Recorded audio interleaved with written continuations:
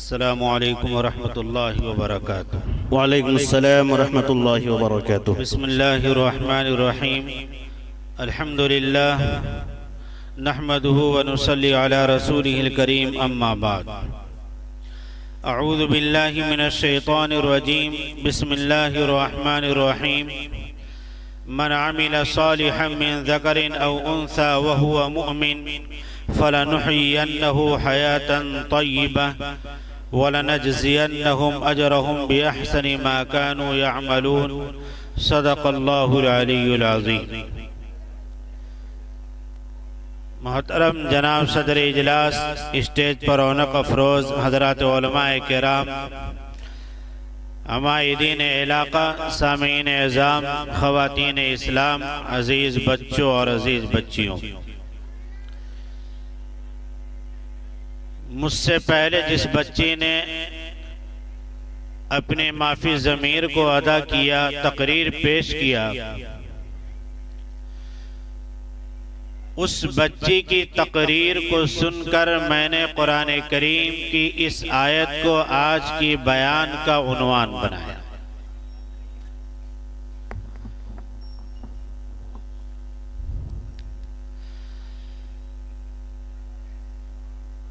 بچی نے ایک بات کہی کہ آج سارے ظالموں کا ہاتھ ہماری طرف بڑھ رہا ہے۔ یہ سچ ہے، اپنی جگہ حقیقت ہے کہ آج مسلمانوں کا نہ کہیں روب ہے، نہ کہیں دبدبہ ہے، نہ قوت ہے، نہ شان ہے، نہ شوکت۔ حیرت تو یہ ہے کہ مسلمان تو ایک طرف، قرآن کریم کے اوپر بھی انگلیاں اٹھنی شروع ہو گئی۔ نبی پاک صلی اللہ تعالی علیہ وسلم کی شان میں بھی گستاخی ہو چکی اور ہو رہی ہے۔ اللہ ہم سب کی حفاظت فرمائے، آمین۔ یہ ہماری شان، ہماری شوکت، ہماری طاقت، ہماری قوت جو ختم ہوئی ہے، اس کا کیا مطلب؟ کیا اللہ تبارک و تعالی کو ہم سے پیار نہیں ہے؟ کیا اللہ تبارک و تعالی کو ہم سے محبت نہیں ہے؟ کیا اللہ تعالی کو نظر میں ہم پسندیدہ نہیں ہیں؟ کیا اللہ تعالی ہم کو ہلاک کروا دینا چاہتا ہے؟ کیا مرضی خدا یہی ہے؟ کیا اللہ تعالی ہمیں پسند نہیں کر رہے ہیں؟ نہیں، بات یہ نہیں ہے۔ اصل یہ ہے کہ مسلمانوں کی جو اصل طاقت تھی، اصل قوت تھی، مسلمانوں نے اپنی اس طاقت کو کھو دیا ہے۔ مسلمانوں کے پاس نہ سونے چاندی کی کمی ہے، نہ پیٹرول کی ڈیزل کی کمی ہے، نہ اسلحہ اور ہتھیار کی کمی ہے۔ مسلمانوں کے پاس دولت اور مال کی کمی نہیں ہے۔ اگر کمی کسی چیز کی ہے تو کیا چیز ہے؟ یاد رکھیے گا، آج پوری دنیا کے اندر مسلمان جو کمزور قوم سمجھی جا رہی ہے، یہ مسلمان کمزور صرف دو وجہ سے ہے۔ ایک وجہ یہ ہے کہ پیغمبر صلی اللہ تعالی علیہ وسلم نے ایمان کے جس مقام پر، جس سطح پر ہم کو رکھا تھا، آج ہم اس سطح سے نیچے اتر گئے۔ رسول کائنات صلی اللہ تعالی علیہ وسلم نے جو لیول دیا تھا، اس لیول اور اس مقام سے یہ مسلمان نیچے اتر گئے۔ کمی آج ایمان کی ہے، کمی ایمانی طاقت کی ہے، کمی ایمانی قوت کی ہے۔ نہ ہم پہلے کمزور تھے، نہ آج کمزور ہیں۔ نہ ہم پہلے کمزور تھے، نہ آج کمزور ہیں۔ ضرورت اس بات کی ہے کہ ہمارے اندر سے جو دو چیزیں چلی گئی ہیں، ہم ان دو چیزوں کو اپنا لیں، اللہ وہی مقام آج بھی دے گا جو حضرات صحابہ کے زمانے میں دیا۔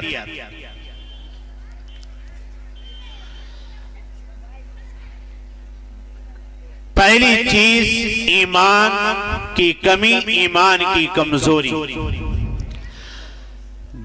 دوسری چیز ہے مسلمانوں کا آپسی اتحاد، آپسی اتفاق۔ رسول کائنات صلی اللہ تعالی علیہ وسلم نے مسلمانوں کو کلمہ کی بنیاد پر ایک بنایا تھا۔ پیغمبر نے یہ کہا تھا قولوا لا الہ الا اللہ، کلمہ طیبہ پڑھ لو تفلحوا، کامیاب ہو جاؤ گے۔ آج جو جہاں ہے وہ اپنے آپ کو سب سے اچھا سمجھ رہا ہے۔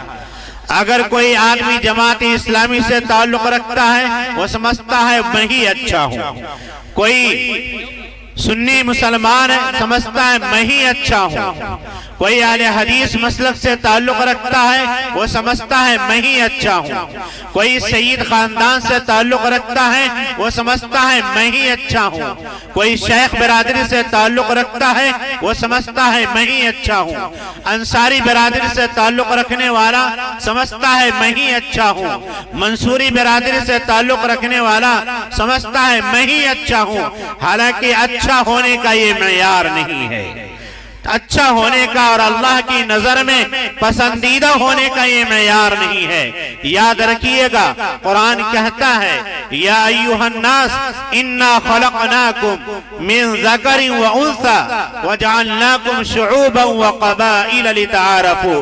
اللہ فرماتے ہیں اے لوگو، اے میرے بندو، میں نے کسی کو سید خاندان میں بنایا، کسی کو شیخ برادری میں پیدا کیا، کسی کو انصاری برادری میں پیدا کیا، کسی کو منصوری برادری میں پیدا کیا، کسی کو عالم گھرانے میں پیدا کیا، کسی کو ڈاکٹر کے گھرانے میں پیدا کیا، کسی کو انجینئر کے گھرانے میں پیدا کیا، کسی کو جاہل کے گھرانے میں پیدا کیا، کسی کو کھیتی باڑی کرنے والے کاشتکار کے گھرانے میں پیدا کیا۔ پیدا صرف اس لیے کیا ہوں ان برادریوں میں، ان ٹکڑیوں میں، تاکہ لتعارفوا، تم آپس میں ایک دوسرے کو پہچان لو آسانی کے ساتھ۔ فلاں میرا بھائی فلاں خاندان سے تعلق رکھتا ہے، میرا فلاں بھائی فلاں برادری سے تعلق رکھتا ہے، میرا فلاں بھائی فلاں گھرانے سے تعلق رکھتا ہے۔ اللہ کی نظر میں نہ سید اچھا ہے، نہ شیخ اچھا ہے، نہ انصاری اچھا ہے، نہ منصوری اچھا ہے۔ اللہ فرماتے ہیں ان اکرمکم عند اللہ اتقاکم، جس کے سینے میں دھڑکنے والا دل اچھا ہے وہی اللہ کی نظر میں اچھا ہے۔ بے شک اللہ کی نظر میں وہی انسان اچھا ہے۔ رسول کائنات صلی اللہ تعالی علیہ وسلم جب مدینہ پاک تشریف لے گئے تو قبیلہ اوس اور خزرج، دو قبیلے تھے، دو خاندان تھے، ان دونوں میں بہت دنوں سے لڑائی چل رہی تھی۔ لڑائی کس بات پر؟ اس واقعے کو سنیے اور اپنے سماج پر نظر ڈالیے، کیا آج ہمارے سماج میں یہی جاہلیت آئی ہے یا نہیں آئی ہے؟ یہ برائی ہمارے سماج میں ہے یا نہیں ہے؟ رسول اکرم صلی اللہ تعالی علیہ وسلم مدینہ پاک تشریف لے گئے، دو قبیلے اوس اور خزرج کے درمیان لڑائی ہے۔ لڑائی کس بات کی شروع ہوئی تھی؟ کس بات پر یہ اختلاف شروع ہوا؟ ایک آدمی کی مرغی کا بچہ کسی کے کھیت میں چلا گیا، اس کھیت والے نے بچے کو مار دیا۔ اب اس مرغی کے بچے کا مالک آیا، آپس میں تو میں ہوئی، بات ہاتھا پائی تک پہنچی، اس سے آگے بات بڑھی، تلواریں آپس میں نکل گئیں، اور یہی یہ لڑائی ختم نہیں ہوئی بلکہ اوس اور خزرج دونوں خاندان کے لوگ جب مرتے تھے تو اپنی اولاد کو یہ وصیت کر کے جاتے تھے کہ بیٹا تم کچھ کرو یا نہ کرو، میرے دشمن کو بخشنا نہیں، اس سے بات نہیں کرنا، لڑائی جاری رکھنا۔ ایک مرغی کے بچے کو مارنے کی وجہ سے 40 سال تک جھگڑا چلا، 40 سال تک لڑائی چلی ہے۔ کیا آج ہمارے سماج میں یہ بری حالت ہے یا نہیں؟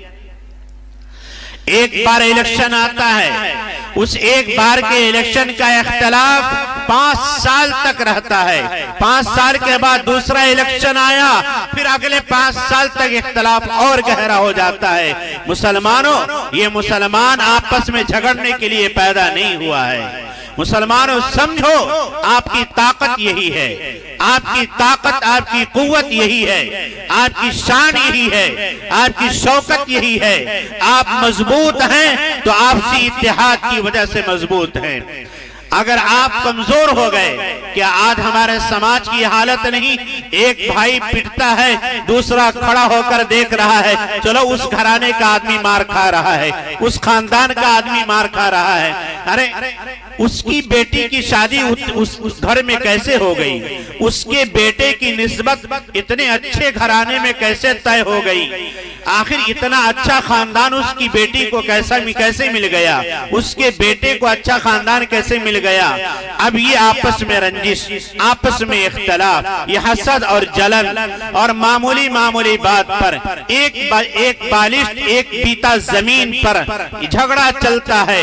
لاکھوں کروڑوں روپیہ وہ خاندان کوٹ میں دے دیتا ہے، لیکن ایک بالشت زمین چھوڑنے کے لیے تیار نہیں ہوتا۔ اللہ کے نبی صلی اللہ تعالی علیہ وسلم نے ہمیں آپس میں مل جل کر رہنے کی تعلیم دی تھی۔ آپ علیہ السلام نے ہمیں آپس میں پیار و محبت کے ساتھ رہنے کا حکم دیا تھا۔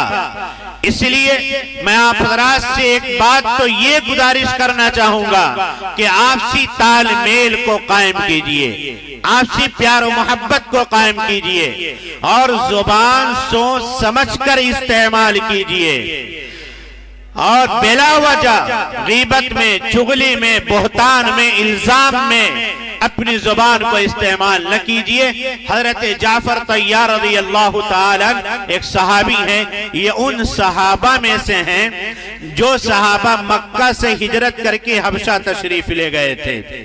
جب بعض مسلمان مکہ چھوڑ کر حبشہ تشریف لے گئے تو ان کو وہاں سے لانے کے لیے بعض مشرکین مکہ بھی حبشہ گئے اور تحفہ تحائف گفٹ لے کر بادشاہ کی خدمت میں حاضر ہوئے۔ بادشاہ نے پوچھا کیوں آئے ہو، کیا مقصد ہے؟ کہا کہ ہمارے مکہ سے کچھ لوگ اپنا دھرم بدل کر، مذہب بدل کر آپ کے ملک میں، آپ کی پناہ میں آ گئے ہیں، ہم ان کو یہاں سے لے کر جانا چاہتے ہیں۔ بہرحال دونوں گروپ بادشاہ کی خدمت میں حاضر ہوئے، بادشاہ کا دربار لگا ہے۔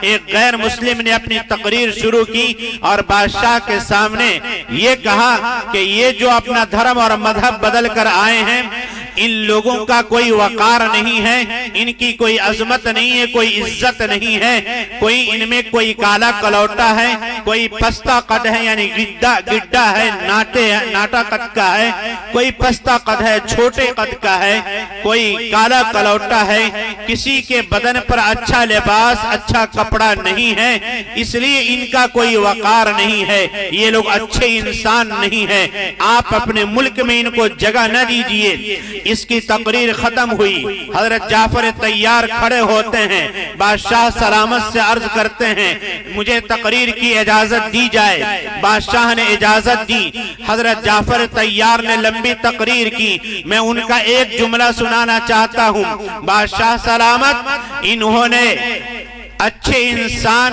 کا تعارف اس طرح کرایا کہ جو اچھا کپڑا پہنے، لمبے قد کا انسان ہو، خوبصورت ہو، وہ اچھا انسان ہے، جو کالا کلوٹا ہو، گڈا ہو، پستہ قد کا ہو اور اچھا کپڑا اس کے بدن پر نہ ہو، وہ انسان اچھا نہیں ہے۔ بادشاہ سلامت میں آپ سے کہنا چاہتا ہوں انسان کپڑا سے اچھا نہیں ہوتا، انسان خوبصورتی سے اچھا نہیں ہوتا، انسان لمبا ہو جائے، قدر کے لمبا ہونے سے انسان اچھا نہیں ہوتا۔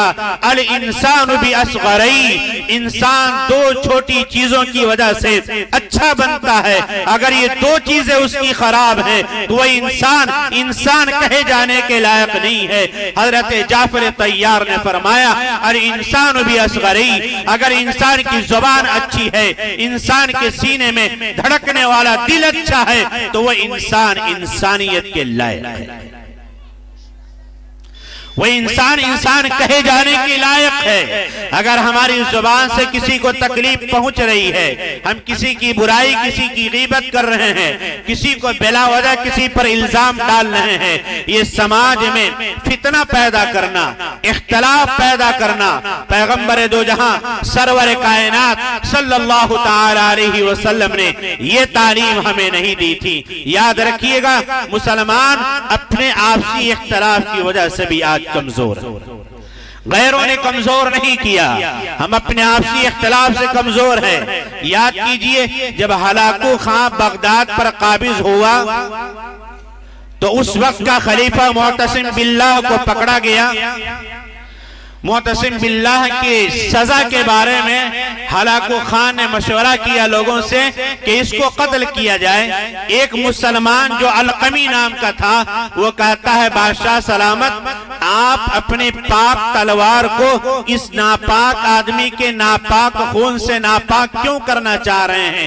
اس کو قتل کر دیں گے تو 1 منٹ میں اس کی موت ہو جائے گی، اس کو زیادہ تکلیف نہیں ہوگی، زیادہ تکلیف دے کر اس کو ماریے۔ کہا ہلاکو خان نے کہ یہ تیرے حوالے ہے، تو جس طرح چاہے اس کو سزا دے۔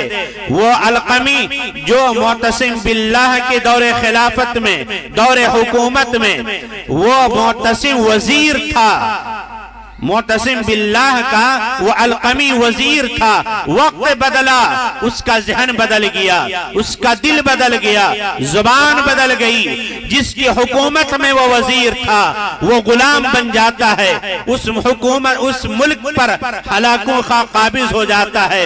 اب وہی وزیر اس کو سزا دینے کے لیے یہ رائے دے رہا ہے چمڑے میں لپیٹا جائے اور اس کو سلایا جائے، لوگ اس کو پیروں سے رون دے، جانور کو اس پر چلایا جائے، اس طریقے سے دردناک موت دی جائے، اس کو تکلیف دی جائے۔ آخر اس معتصم کو اس طرح دردناک موت کے گھاٹ اتارنے والا کون ہے؟ وہ مسلمان۔ اس لیے خدا کے واسطے آپس میں اختلاف کر کے، آپس میں دشمنی پیدا کر کے، آپس میں بغض و عناد پیدا کر کے اپنی طاقت کو کمزور نہ کیجئے، اپنی شان کو کمزور نہ کیجئے، اپنی شوکت کو کمزور نہ کیجئے، اپنے دل کو صاف رکھنے کی کوشش کیجئے۔ پیغمبر دو جہاں سرور کائنات صلی اللہ تعالی علیہ وسلم نے ایک مرتبہ صحابہ سے پوچھا، جانتے ہو اتدرون من المفلس، کہ مفلس کون ہے؟ جس کو دیوالیہ گورنمنٹ گھوشت کر دیتی ہے کہ اس کے پاس کچھ نہیں ہے، جس سے بھی یہ لیا ہے سب معاف ہے، اس کے پاس کچھ نہیں ہے۔ کون ہے مفلس؟ کیا تم جانتے ہو؟ صحابہ نے عرض کیا من لا فلوس لہ، اللہ کے نبی علیہ السلام جس کے پاس پیسے نہ ہو وہ مفلس ہے، فقیر ہے، وہ تنگ دست ہے، اس سے بڑا کنگال کوئی نہیں ہے۔ پیغمبر نے فرمایا نہیں، تم جس کو مفلس کنگال سمجھ رہے ہو، اللہ اور اللہ کے رسول کی نظر میں کنگال وہ نہیں ہے۔ کنگال اصل میں کون ہے؟ جو دنیا سے خوب نیکی کر کے گیا، 5 وقت کی نماز کا پابند تھا، روزے کا پابند تھا، زکوٰۃ کا پابند تھا اور صدقہ خیرات کا پابند تھا، لیکن مسجد سے نکلتے ہی کبھی اس کی برائی، کبھی اس کی برائی، کبھی اس کو گالی، کبھی اس کو گالی۔ پیغمبر نے فرمایا قیامت کے دن اس کی نیکیاں لے کر اس کو دے دی جائیں گی جس کو یہ گالی دیا تھا، یہ جس کی برائی کیا تھا۔ قیامت کے دن سب سے بڑا کنگال یہ انسان ہوگا۔ اس لیے اپنی نیکیوں کو برباد نہ کیجئے، اپنی زبان کو بھی صاف رکھیے، اپنے دل کو بھی صاف رکھیے۔ نبی علیہ السلام کی مجلس لگی ہے، پیغمبر نے فرمایا صحابہ کیا تم کسی جنتی کو دیکھنا چاہتے ہو؟ پیغمبر کی بات پر صحابہ کہتے ہیں اللہ کے نبی علیہ السلام ہم ضرور دیکھنا چاہتے ہیں۔ پیغمبر علیہ السلام نے فرمایا ابھی ایک آدمی آئے گا، اس کو دیکھ لینا، وہ جنتی ہے۔ پیغمبر نے 3 دن اپنی مجلس میں یہ بات فرمائی، تینوں دن وہی آدمی آیا۔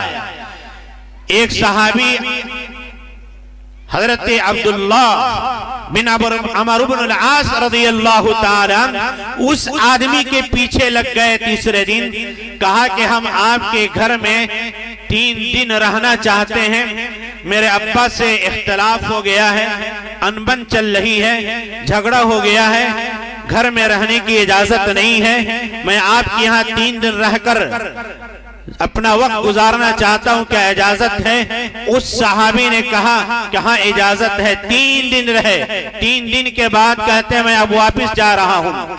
اس میزبان صحابی نے پوچھا کیوں جا رہے ہو، کیوں آئے تھے اور کیوں جا رہے ہو، وجہ تو بتاؤ۔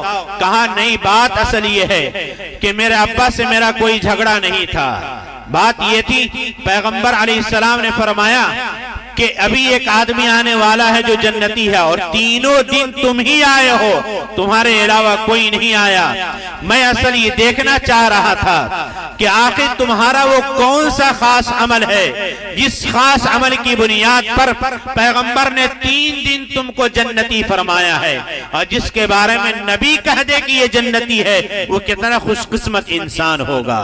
پیغمبر علیہ السلام نے 3 دن تمہارے بارے میں کہا کہ تم جنتی ہو، میں تمہارا خاص عمل دیکھنے آیا تھا، ہو سکتا ہے عام صحابہ کے علاوہ کوئی اور تمہارا خاص عمل ہو، میں 3 دن تمہارے ساتھ رہا، کوئی خاص عمل تمہارا نہیں دیکھا۔ جیسے عام صحابہ نماز پڑھتے ہیں تم بھی پڑھتے ہو، عام صحابہ تہجد پڑھتے ہیں تم بھی پڑھتے ہو، عام صحابہ تسبیح پڑھتے ہیں تم بھی پڑھتے ہو، آخر مجھے کوئی خاص عمل سمجھ میں نہیں آیا، اس لیے میں جا رہا ہوں۔ اس میزبان صحابی نے کہا، جنتی صحابی نے کہا، آپ نے سچ کہا، میرا کوئی خاص عمل نہیں ہے، لیکن جب تم جا رہے ہو جاتے جاتے یہ سنتے جاؤ، میرا یقیناً کوئی خاص عمل نہیں ہے، لیکن ایک بات ہے جسے میں جانتا ہوں، اور میں نے اس بات کو اپنایا ہے کہ میں نے کبھی اپنے دل میں کسی کے بارے میں کوئی بغض کینہ نہیں رکھا، میرا دل صاف ہے۔ اسی لیے رسول اللہ صلی اللہ تعالی علیہ وسلم نے جنتی ہونے کی بشارت عطا فرمائی ہے۔ مسلمانوں، آج یہ عہد کرو کہ ہم اپنے دل کو صاف رکھیں گے، صاف رکھیں گے انشاءاللہ۔ ہم کبھی اپنے دل میں اختلاف نہیں رکھیں گے، جھگڑا نہیں رکھیں گے، یہ اختلاف انسان کو تباہ کر دیتی ہے، معاشرے کو، سماج کو برباد کر دیتی ہے، یہ اختلاف انسان کو تباہی کی طرف لے جاتا ہے۔ اس لیے خدا کے واسطے اختلاف کو ختم کیجئے، آپسی جھگڑے کو ختم کیجئے۔ رسول اللہ علیہ السلام نے جو محبت، جو پیار عطا فرمایا ہے، اسی پیار کے ساتھ ہم زندگی گزاریں، اسی محبت کے ساتھ زندگی گزاریں۔ اللہ تبارک و تعالی ہم سبوں کے دلوں کو ایک دوسرے سے جوڑ دے، ایک دوسرے کا ادب، احترام اور ایک دوسرے کی محبت ہم سبوں کو نصیب فرمائیں۔ اپنی کسی بھی بات کو انا کا مسئلہ نہ بنائیے، ناک کا مسئلہ نہ بنائیے۔ جب انسان ایگو کسی چیز کو ایگو بنا لیتا ہے، وہ انسان جھکتا نہیں ہے، جھکتا نہیں ہے۔ اس لیے ایگو کسی معاملے کو نہ بنائیے۔ جھکنے والا دنیا والوں کے سامنے جو اپنے حق کو چھوڑ دیتا ہے، اللہ کی نظر میں وہ انسان بڑا ہو جاتا ہے۔ من تواضع للہ رفعہ اللہ، جو دنیا میں اپنے آپ کو نیچا سمجھ کر چلتا ہے، وہ اللہ کی نظر میں اونچا اور بڑا ہوتا ہے۔ اس لیے آج یہ طے کریں کہ انشاءاللہ ہم آپسی جھگڑے کو چھوڑیں گے، میاں بیوی آپسی اختلاف کو چھوڑیں۔ آج بھائی بھائی سے لڑ رہا ہے، بہن بہن سے لڑ رہی ہے، ایک پڑوسی دوسرے پڑوسی سے لڑ رہا ہے۔ پیغمبر علیہ السلام نے یہ تعلیم نہیں دی تھی۔ پیغمبر نے تو غیر مسلم بھائیوں کے ساتھ بھی اچھا سلوک کرنے کا حکم دیا ہے۔ حضرت عبداللہ ابن عمر رضی اللہ تعالیٰ نے ایک صحابی ہیں، ان کے یہاں ایک خنسی ذبح کیا گیا۔ ذبح ہونے کے بعد آپ نے خادم سے، نوکر سے یہ کہا کہ خنسی کا پہلا گوشت فلاں گھر میں دے آنا۔ اس خادم نے، نوکر نے کہا کہ حضرت وہ مسلمان نہیں ہے، وہ مسلمان نہیں ہے، وہ یہودی ہے۔ حضرت نے فرمایا یہودی ہے تو کیا ہو گیا، وہ ہے ہمارا پڑوسی، اس لیے پہلا گوشت ہمارے اس یہودی پڑوسی کے گھر میں جائے گا۔ اللہ کے نبی کے صحابی نے غیر مسلم کی جو عزت کی ہے، اللہ کرے اس کا ایک درجہ ہمیں بھی نصیب ہو جائے کہ ہم اپنے مسلم بھائیوں کی اس طرح عزت کرنے والے بن جائیں۔ ایک دوسرے کو عزت دیجئے۔ انسان جب دوسرے کی عزت کرتا ہے وہ عزت پاتا ہے۔ لوگ اس کو عزت کی نگاہ سے دیکھتے ہیں۔ اپنے غیر مسلم بھائیوں کے ساتھ بھی اچھا سلوک کیجئے۔ حضرت عمر رضی اللہ تعالی عنہ نے ایک مرتبہ نبی علیہ السلام سے فرمائے، عرض کیا، اللہ کے نبی علیہ السلام، مسجد نبوی کے گیٹ پر ایک ریشمی چادر بک رہی ہے، آپ اس کو خرید لیجئے۔ ریشم کا کپڑا مردوں کے لیے جائز نہیں ہے، عورتوں کے لیے ہے۔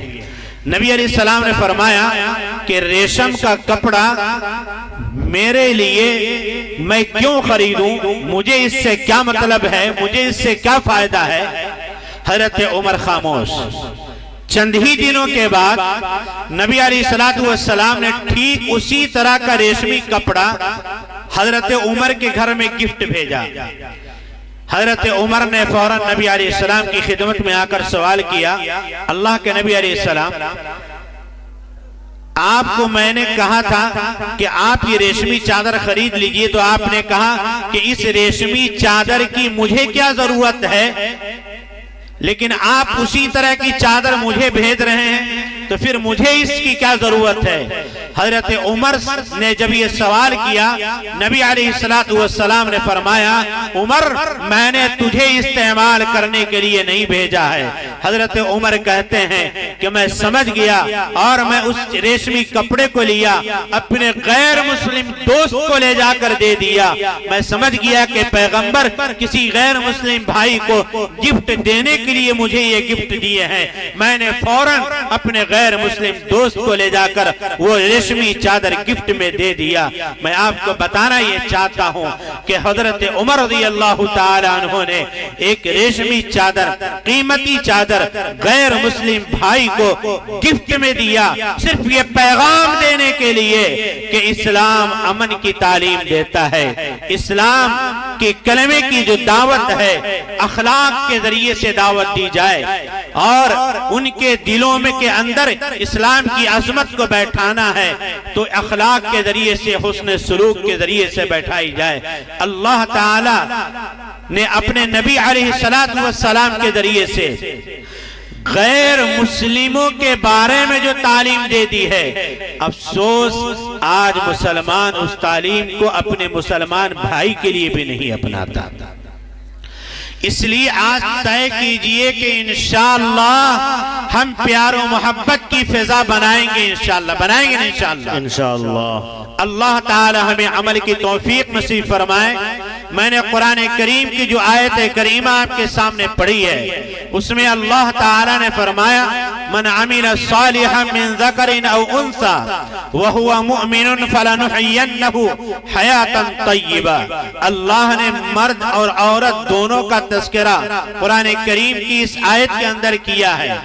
یاد رکھیے، اللہ تعالیٰ نے پیدائش کے اعتبار سے، تخلیق کے اعتبار سے مرد اور عورت میں فرق ضرور رکھا ہے، لیکن مقام و مرتبہ کے اعتبار سے اللہ نے مرد و عورت کے درمیان کوئی فرق نہیں رکھا۔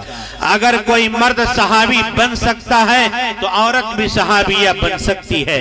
کوئی مرد ولی تابعی بن سکتا ہے، عورت بھی تابعیہ بن سکتی ہے۔ اگر کوئی مرد حافظ بن سکتا ہے تو عورت بھی حافظہ بن سکتی ہے۔ کوئی مرد عالم بن سکتا ہے، عورت بھی عالمہ بن سکتی ہے۔ کوئی مرد ولی بن سکتا ہے، عورت بھی ولیہ بن سکتی ہے۔ قرآن کہتا ہے، من عمل صالحا من ذکر او انثى وهو مؤمن فلنحيينه حیاتا طیبہ، کہ مرد عورت جو بھی اچھا عمل کرے اللہ تعالی اس کو سکون کی زندگی، پاکیزہ زندگی عطا فرمائے گا مرد و عورت کی پیدائش میں اللہ نے فرق ضرور رکھا، لیکن کردار میں فرق نہیں رکھا، کیریکٹر میں فرق نہیں رکھا، عمل میں فرق نہیں رکھا۔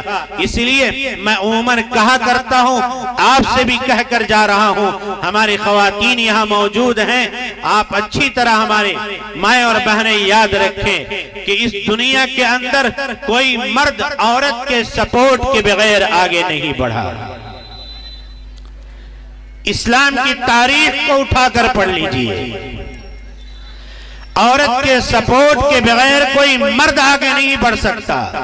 یاد کیجئے جب نبی کریم صلی اللہ تعالی علیہ وسلم پر پہلی مرتبہ قرآن اتر رہا ہے، نبی علیہ السلام گھبرا گئے، پریشان ہو گئے، گھر میں گئے، زملونی زملونی، مجھے کمبل اڑھاؤ۔ حضرت خدیجہ رضی اللہ تعالی عنہ سے نبی پاک علیہ السلام کہتے ہیں کہ شاید اب میں دنیا سے جانے والا ہوں۔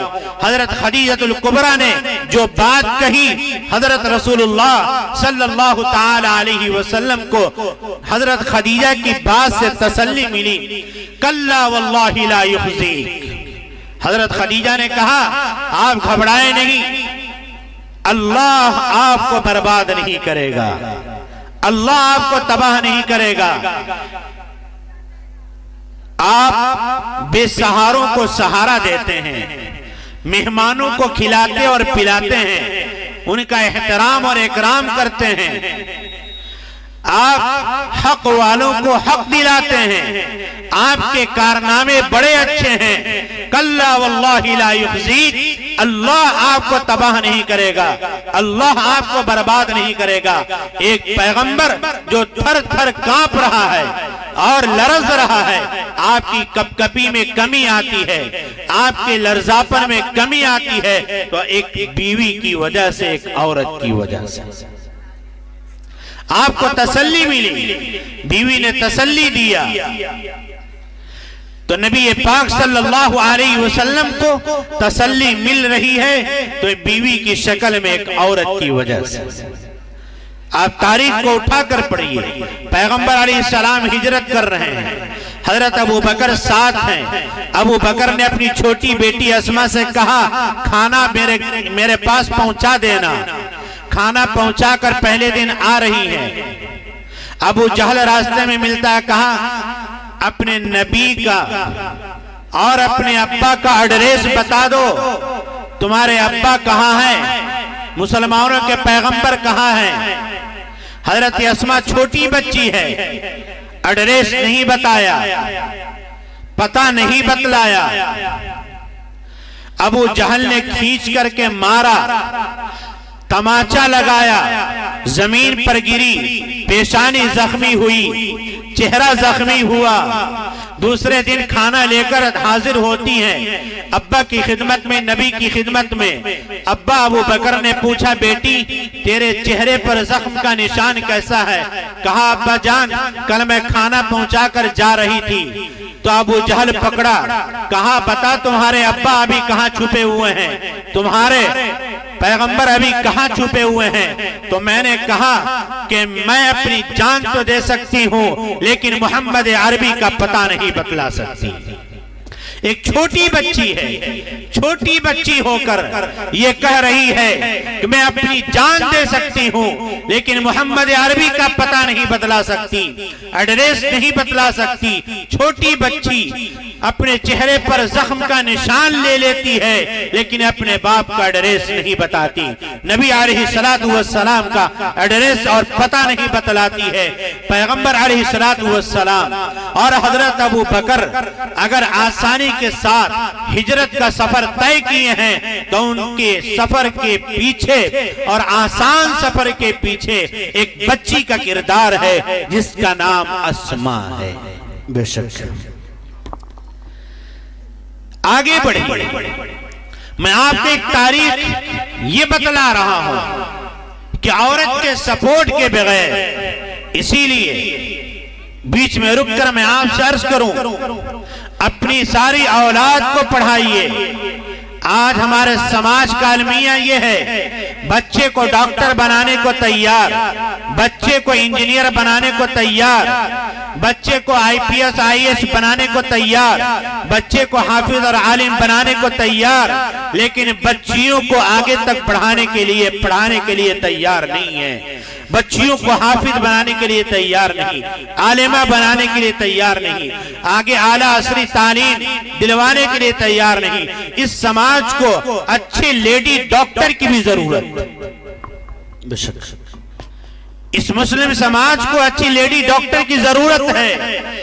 اگر ہر مسلمان یہ سوچے اپنے بچی کو ڈاکٹری پڑھا کر کیا کروں گا، کیوں پڑھاؤں، یاد رکھیے اس سماج کو اچھے ڈاکٹرنی کی ضرورت ہے، اچھے ڈاکٹرنی کی سخت ضرورت ہے۔ ہمیں دیہات میں چھوٹے شہروں میں اس کا احساس نہیں ہے، آپ بڑے شہروں میں جا کر دیکھیے، ہماری عورتوں کی ولادت اور ڈیلیوری کا وقت آتا ہے، ان کے ساتھ کیا بے حیائی ہو رہی ہے۔ صرف گاؤں تک نہ سوچئے، صرف اپنے سماج تک نہ سوچئے، نگاہ کو اوپر تک لے جائیے، بڑے شہروں کے حالات کو دیکھیے، گورنمنٹ ہاسپٹلوں کے حالات کو دیکھیے، آپ پڑھائیے اپنے بچیوں کو۔ حضرات اہل علم یہاں بیٹھتے ہیں، پوچھئے، حضرات علماء نے لکھا ہے کہ اگر کسی کے پاس 2 اولاد ہو، ایک بیٹا ایک بیٹی، تو معاملہ یہ ہے کہ اس آدمی کے پاس اتنا پیسہ ہے کہ دونوں میں سے کسی ایک کو ہی پڑھا سکتا ہے، اس کا باپ دونوں اولاد کو پڑھانے کی طاقت نہیں رکھتا۔ حضرات اہل علم سے پوچھئے کہ دونوں میں سے کس کو پڑھایا جائے، علماء یہی کہیں گے اور یہی کہتے آئے ہیں کہ اپنی بچی کو پڑھا دو، بیٹا کو چھوڑ دو۔ کیوں؟ مرد پڑھے گا ایک فرد بنے گا، ایک عورت پڑھے گی ایک یونیورسٹی قائم، ایک خاندان پڑھے گا۔ اس لیے اپنی بچیوں کو زیور علم سے آراستہ کیجئے۔ اگر آپ چاہتے ہیں، اگر آپ گارجین ہیں، آپ چاہتے ہیں کہ آپ کا داماد آگے بڑھے، آپ کا ہونے والا داماد آگے بڑھے، خوشی و مسرت کی زندگی گزارے، اپنی کمائی میں عافیت کے ساتھ لگا رہے، اپنی بچیوں کو اچھا کردار دیجئے اور اپنی بچیوں کو زیور علم سے، زیور تربیت سے آراستہ کیجئے۔ چاہتے ہیں آنے والی نسل پڑھی لکھی ہو، تعلیم اور تربیت سے آراستہ ہو، ضرورت اس بات کی ہے کہ ہم اپنی بچیوں کو زیور علم سے آراستہ کریں۔ اگر ہماری بچیاں نہیں پڑھیں گی تو یاد رکھیے گا آگے کی کوئی امید نہیں کر سکتے۔ حضرت بایزید بسطامی رحمت اللہ علیہ بہت اونچے درجے کے ولی، حضرت بایزید بسطامی کو حضرات اولیاء کے درمیان وہی مقام حاصل ہے جو فرشتوں کے درمیان جبرائیل امین کو حاصل ہے۔ اس مقام کا یہ ولی ہے، اس مقام پر پہنچانے والا آخر کون ہے؟ بایزید بسطامی کو میں پھر کہہ رہا ہوں وہی مقام حاصل ہے اولیاء کے درمیان جو جبرائیل امین کو فرشتوں کے درمیان حاصل ہے۔ آخر اس پوسٹ پر اس کو پہنچانے والا کون ہے؟ اس کے پیچھے کس کا کردار چھپا ہوا ہے؟ بایزید بسطامی کی والدہ کہتی ہیں میں اپنے بچے کو مدرسے میں ڈال دی اور یہ طے کر لی میرا بچہ حافظ عالم بن کر ہی مدرسہ سے نکلے گا۔ بیچ میں ایک دن بچہ گھر آیا، دروازہ کھٹکھٹایا، ماں وضو کر رہی تھی، پوچھا کون؟ کہا بایزید۔ ماں چالاک تھی، کہا کون بایزید؟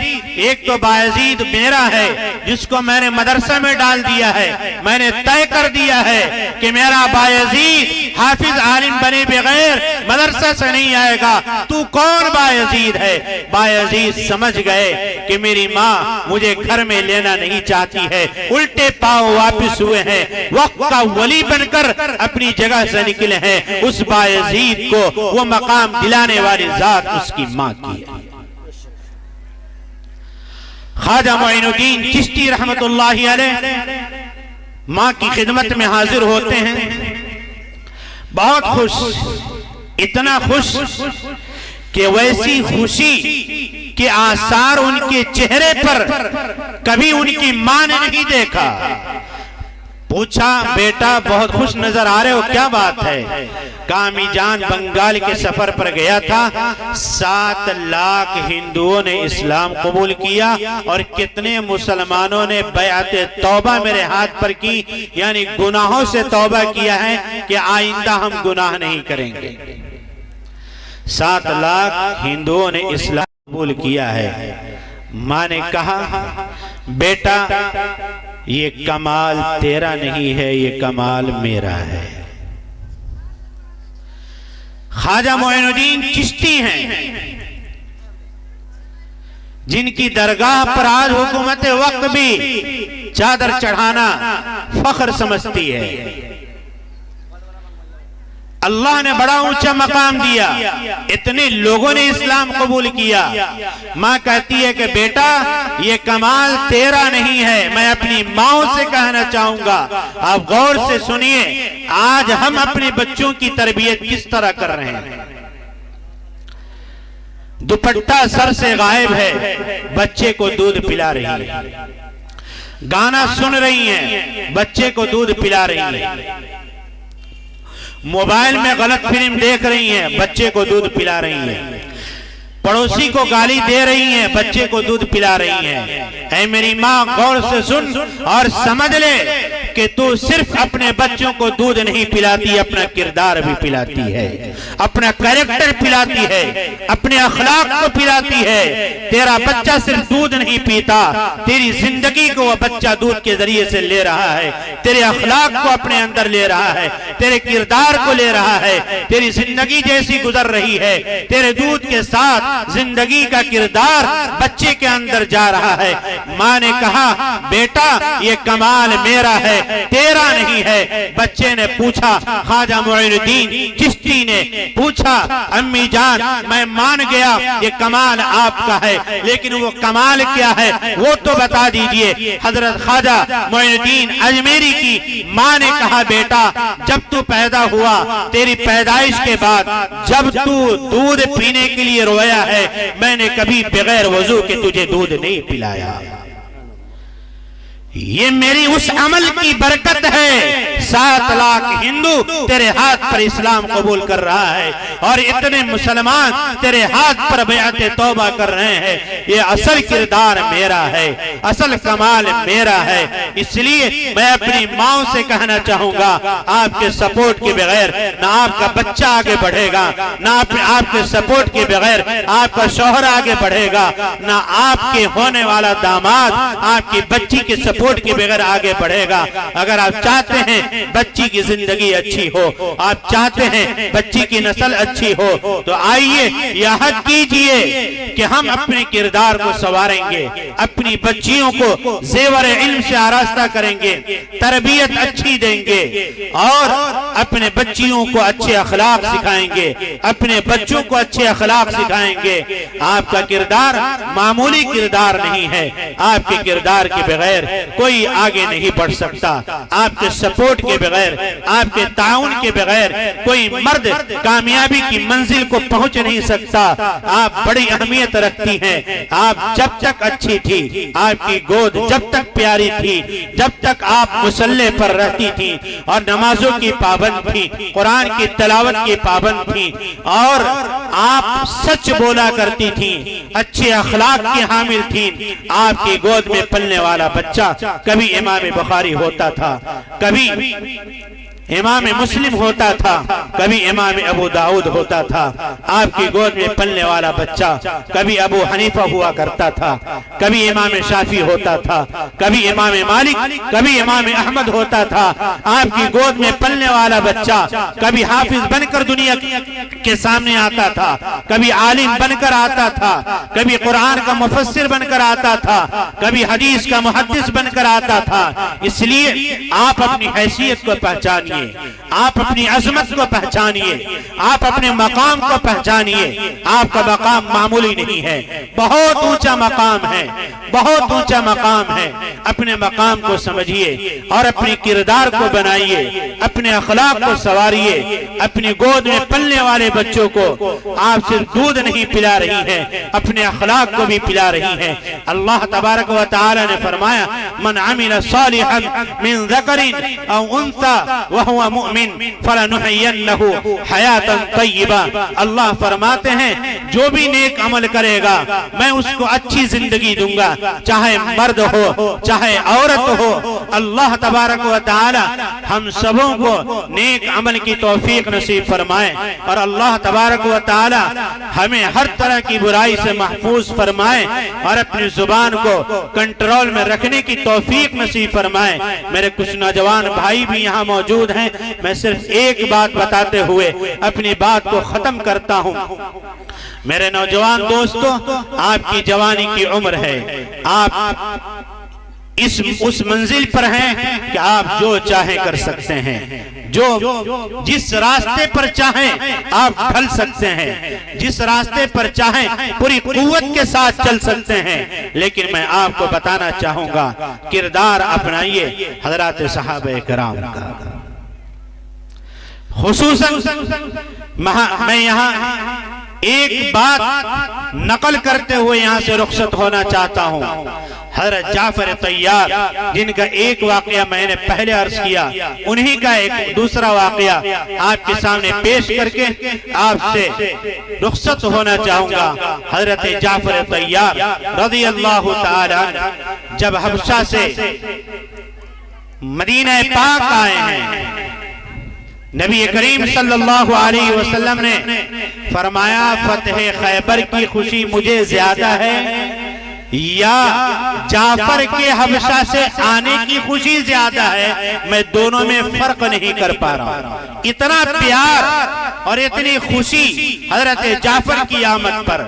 حضرت جعفر کو رسول اللہ علیہ السلام نے ایک مرتبہ بلایا, کہا جعفر اللہ تجھے سلام کر رہا ہے.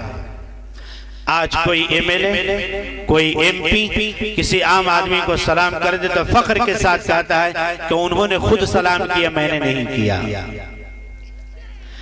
کیا مقام ہوگا اس انسان کا جس انسان کو خدا ساتوں آسمان کے اوپر سے فرشتہ جبرائیل کے ذریعے سے سلام بھیج رہا ہے. کتنا اعلیٰ مقام ہوگا. اس وقت سلام ابو بکر کو نہیں آ رہا ہے, اس وقت سلام عمر کو نہیں آ رہا ہے, اس وقت سلام عثمان کو نہیں آ رہا ہے, علی کو نہیں آ رہا ہے, کسی اور صحابی کو نہیں. اس وقت سلام حضرت جعفر کو آ رہا ہے. حضرت جعفر سے پیغمبر کہتے ہیں کہ اللہ تجھے سلام پیش کر رہا ہے. کتنا خوش نصیب ہے وہ بندہ جسے اللہ سلام پیش کرے. حضرت رسول اللہ صلی اللہ علیہ وسلم نے پوچھا جعفر ٹھیک ہے اللہ تجھے سلام کر رہا ہے, ایک بات تو بتاتا جا کہ آخر وہ تیرا کون سا خاص عمل ہے جس عمل کی بنیاد پر ساتوں آسمان کے اوپر سے خدا تجھے سلام کر رہا ہے. تیرا کون سا خاص عمل ہے؟ اگر ہم بھی چاہتے ہیں خدا کا سلام ہمارے پاس آئے, خدا کی طرف سے سلامتی ہمارے پاس آئے, تو ہم انشاءاللہ وہی کریں گے جو جعفر نے کیا تھا. کریں گے بھائی انشاءاللہ. حضرت جعفر نے عرض کیا اللہ کے نبی علیہ السلام اگر میں نہ بتاؤں تو اللہ آپ کو وحی کے ذریعے سے بتلا دے گا. اس لیے میں مناسب سمجھتا ہوں کہ میں آپ کو بتا دوں. اللہ کے نبی علیہ السلام میرا یہ عمل اب تک راز میں تھا, میں نے اپنا یہ عمل کسی کو بتلایا نہیں تھا, لیکن آپ پوچھ رہے ہیں, پیغمبر ہیں, اس لیے آپ کو بتلا رہا ہوں. حضرت جعفر نے عرض کیا اللہ کے نبی علیہ السلام میں نے 4 گناہ کبھی زندگی میں نہیں کیے. کتنے گناہ؟ 4 گناہ میں نے زندگی میں نہیں کیے. پہلا گناہ کہ میں نے اللہ کے سوا کسی کے سامنے پیشانی نہیں ٹیکا, اللہ کے علاوہ کسی کے سامنے سجدہ نہیں کیا. دوسرا گناہ کہ میں نے کبھی زندگی میں جھوٹ نہیں بولا۔ تیسرا گناہ کہ میں نے کبھی زندگی میں شراب نہیں پیا۔ چوتھا گناہ میں نے کبھی کسی عورت پر بری نگاہ نہیں ڈالی۔ اگر میرے سامنے سے گزرنے والی عورت میری عمر کی ہے، میرے ہم عمر ہے، میں سمجھتا تھا یہ میری بہن ہے، مجھ سے بڑی عمر کی ہے میں سمجھتا میری ماں ہے، مجھ سے چھوٹی عمر کی ہے میں سمجھتا یہ میری بیٹی ہے۔ جب انسان سامنے والی عورت کو اپنی ماں سمجھ لے، اپنی بہن سمجھ لے، اپنی بیٹی سمجھ لے، خدا کی قسم کبھی اس کی نگاہ پوری نہیں ہو سکتی۔ یہ طے کیجئے انشاءاللہ کبھی ہم اپنی نگاہ کو بری نہیں بنائیں گے، کسی بھی عورت پر بری نگاہ نہیں ڈالیں گے، اور ان چاروں گناہوں سے انشاءاللہ بچیں گے انشاءاللہ۔ وآخر دعوانا الحمدللہ رب العالمین۔